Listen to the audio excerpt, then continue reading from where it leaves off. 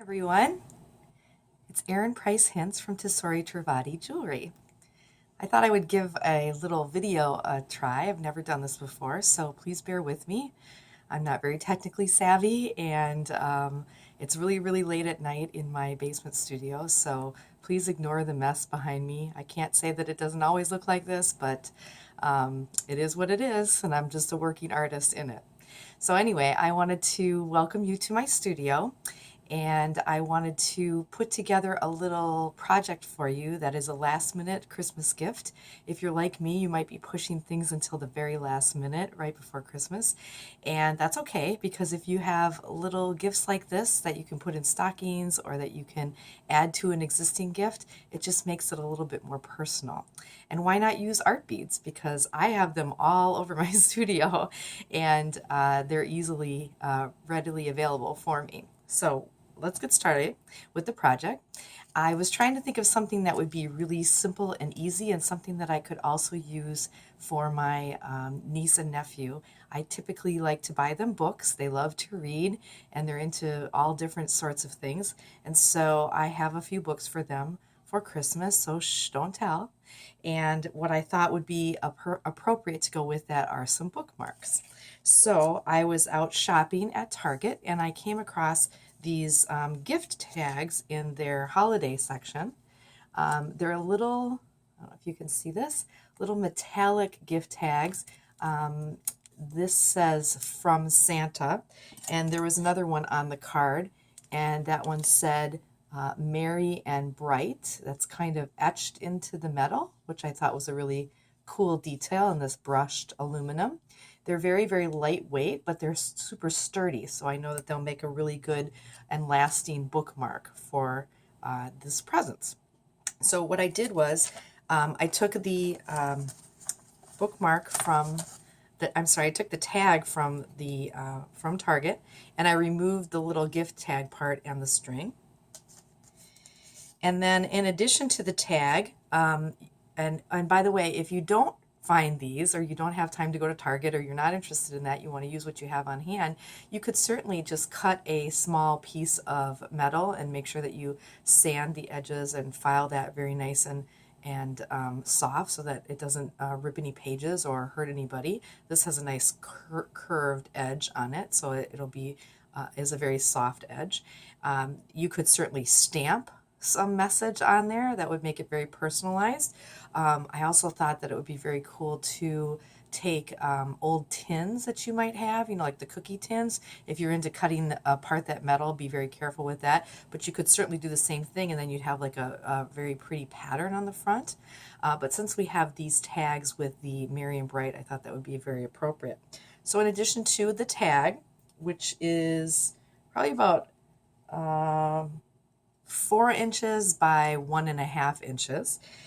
You're going to need some string.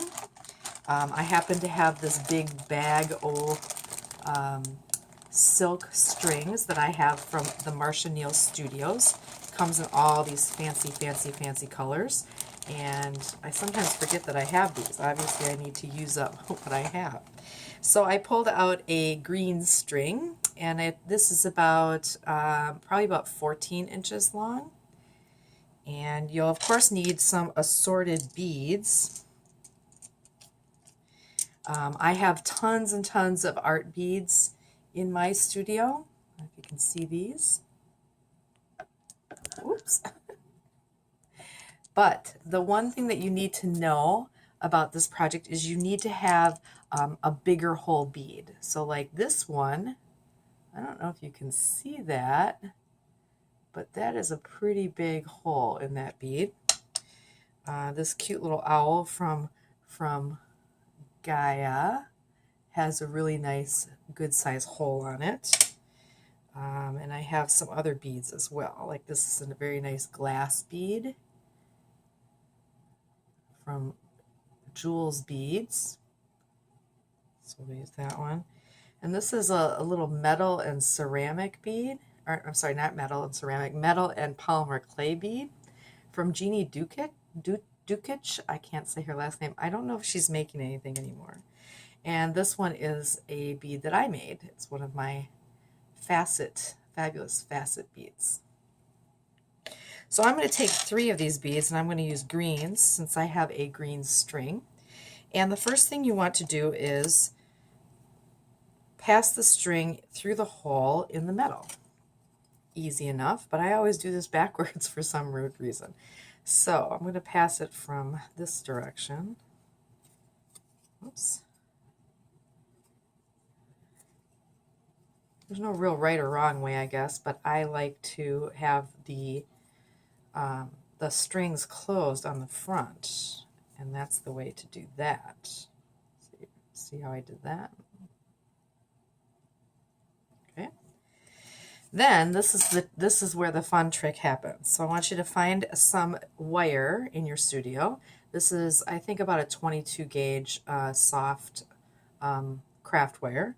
And you're going to take a cutters and cut off about 6 inches or so. So now you have this little piece of wire. So just bend that piece of wire in half. Let me grab a tool here. You want to make sure that the top part has a pretty small opening. That's just so it passes through the beads. Okay, and you want the extra length because this will help you hold on to the beads so that it doesn't go rolling around. So in this case, I'm going to start with the largest bead that I have. This is the one from Jules Beads. It's got some dots and some lines on it, but pretty transparent green. And then you will string the little piece of wire onto the bead, or string the bead onto the little piece of wire. Then open up the little opening here. So I just made it a little bit bigger.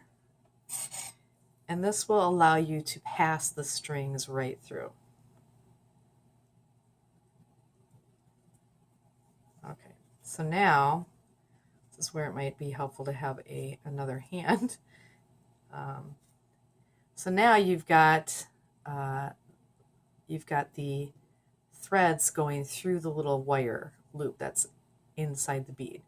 And now you're just going to, it's like threading the eye of a needle. Now you're just going to pull the bead down and kind of wiggle those little strings out. And now you've got your first bead on there. Okay, I'm going to do the second bead. For this one, I think I'll do the kind of teal faceted bead. This is one of my own beads. Again, I'm going to take that wire and I'm going to put the bead onto the wire, holding onto the stem so that I don't let the bead fall off. Open up that little opening if you need to, and pass the strands through that. You might need to close that up a little bit. Okay. All right, just to make sure that it'll pass through the center hole. Then just thread this through gently. And you've got bead number 2. And I'm going to do it one more time, this time with the little corrugated metal and polymer clay bead from Jeannie. My studio has so many beads, so many beads. It's crazy. And so much other stuff as well, but I'm just tripping over the beads. I found, like, while I was looking for beads for this, I found like 4 trays on the ground of stuff that I bought at like bead and button shows and from various bead artists. I mean, they're probably wondering why I even buy all these beads, but I do love them, and it's kind of like a little museum down here. Super fun. Okay, so now I'm going to, again, thread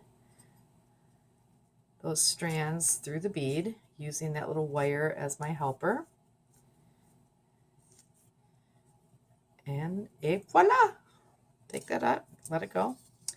All right, so now I've got the 3 beads on there, and you can put more if you want. I think 3 is plenty. It makes it heavy enough and sturdy enough, but but is a nice look. So then I'm going to do just an overhand knot.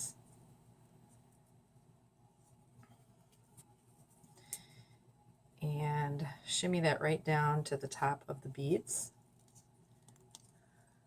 Let's see what I did there. Okay. If the opening on the top bead is too big, you might want to do an additional overhand knot right on top of the first one, just to make it a little bit more secure.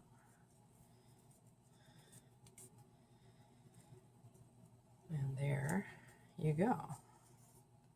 And there you have it.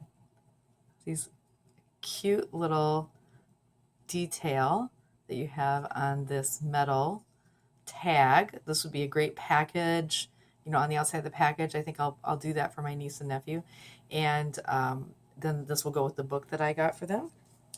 And I did a couple of other ones, so I thought I would share with you what I did.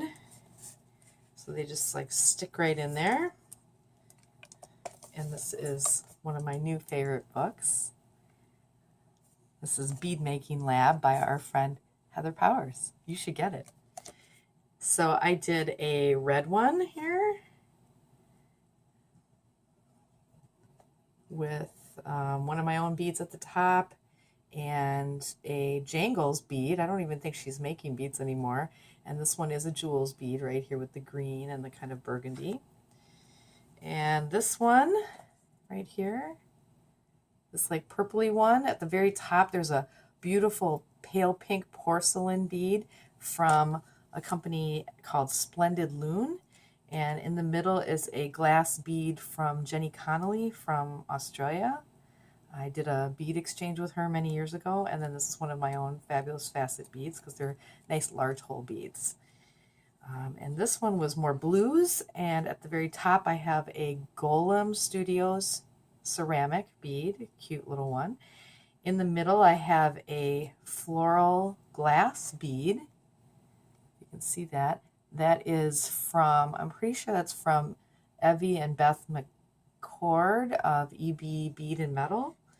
And then at the bottom is a Jennifer Jangles bead as well, from the last time I saw her at Bead and Button, which was a couple of years ago. So there you have it. These are my cute little stocking stuffers.